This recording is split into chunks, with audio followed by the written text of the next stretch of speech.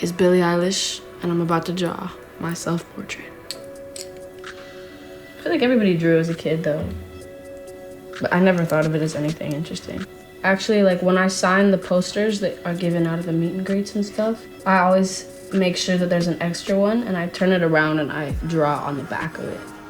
Always, like always. Draw the craziest shit. Dude, my brother was so good at drawing, like, and he would draw like fairies and like elves and shit. And I always thought since he was good at doing Warhammer shit, that he'd be good at painting my nails. And so I made him paint my nails one time and it was trash. I had a drawing class that I loved. Oh my God, I loved it so much. I actually learned a lot from that class. I draw like everything basically, so like I draw the things I think, but not words and stuff, like literally the things that I think. So a lot of my drawings actually come from my dreams because I have crazy fucking dreams.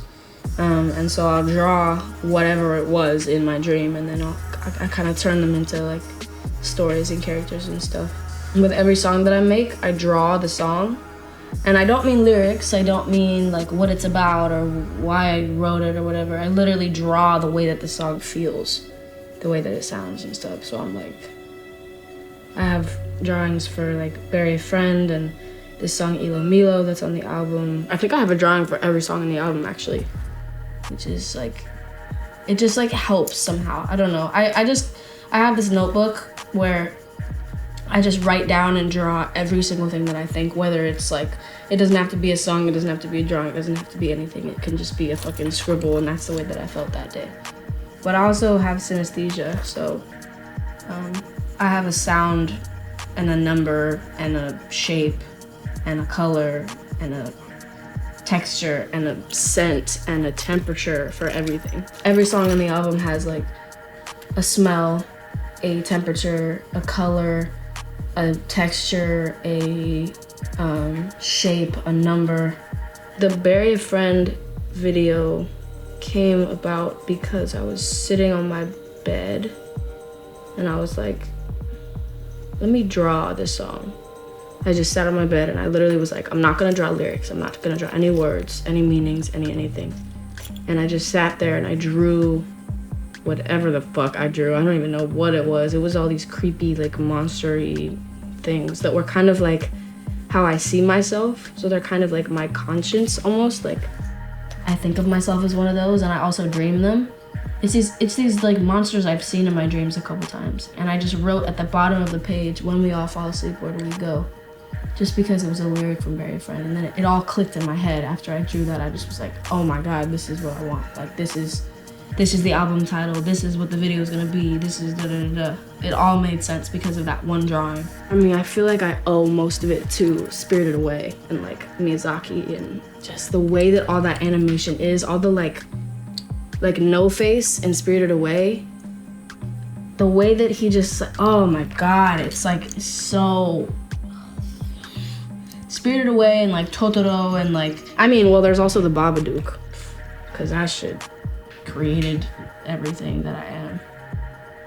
But it's really like I owe so much of it to Miyazaki and like that whole just like so weirdly unrealistic but realistic, like, ugh.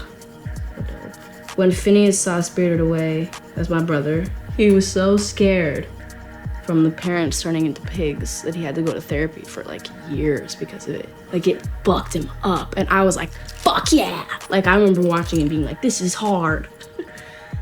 And I'd watch it over and over and over. Oh my God, I thought it was so dope. And I had the biggest crush on the dragon in that movie. I just put out this video with Takashi Murakami, which was such a dream to have done, and it's fucking crazy that it happened. And we went to his studio and like, it was so dope. There was just like all these drawings and all this art all over the walls that was just so much like what I grew up on. And like, you know, that Louis Vuitton pattern with the like rainbow on the white, like I literally idolized that pattern. Just that one. I don't know what it was. Like, I don't know. It's crazy to even think about. And like all the shit he did with Kanye and like, I don't speak Japanese and he doesn't really speak a lot of English.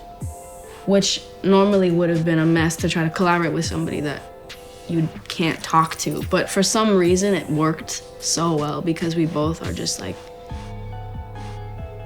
creative fucking psychopaths. And we just understood. I felt like I could point to something in his studio and he knew exactly what I meant by pointing to it and just being like, oh, I know what you're talking about. This is what you meant, and da da da. You know, it was kind of crazy to actually even think about that. I made up my own language one time with looking at the shapes on my walls and then drawing the shapes I thought were cool.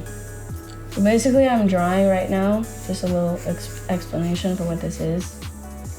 It's not my face. This is kind of like my conscience. Like, this is what I think of myself looking like on the inside. Because we all lie to ourselves about the way that we think we are. You know, it's really hard to self-evaluate.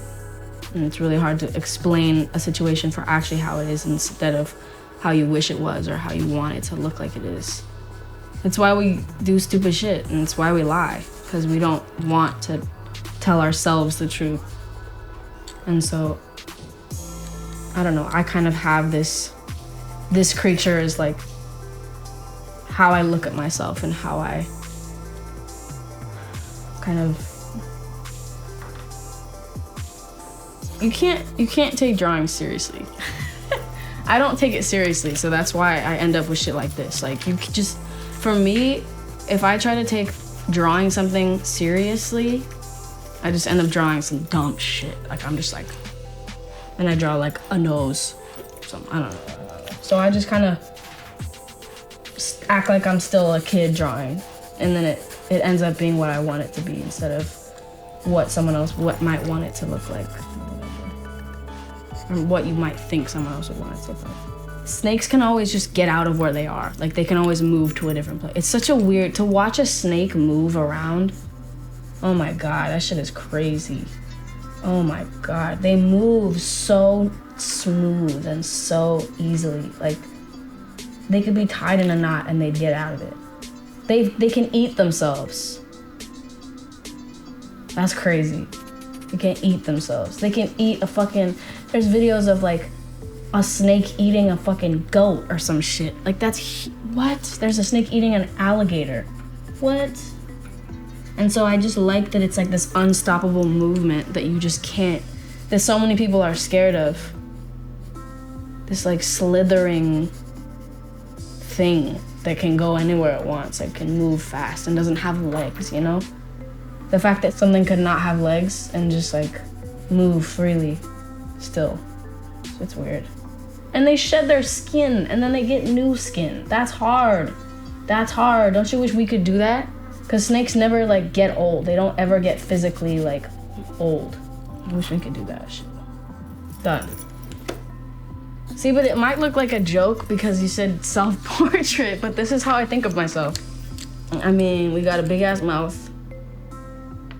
We got some eye bags. But this is me up here somehow. Like 100% serious. Like, this is Billie up here. This bitch is out to get me half the time. But I love her though. I'm Billie Eilish and this is my self-portrait.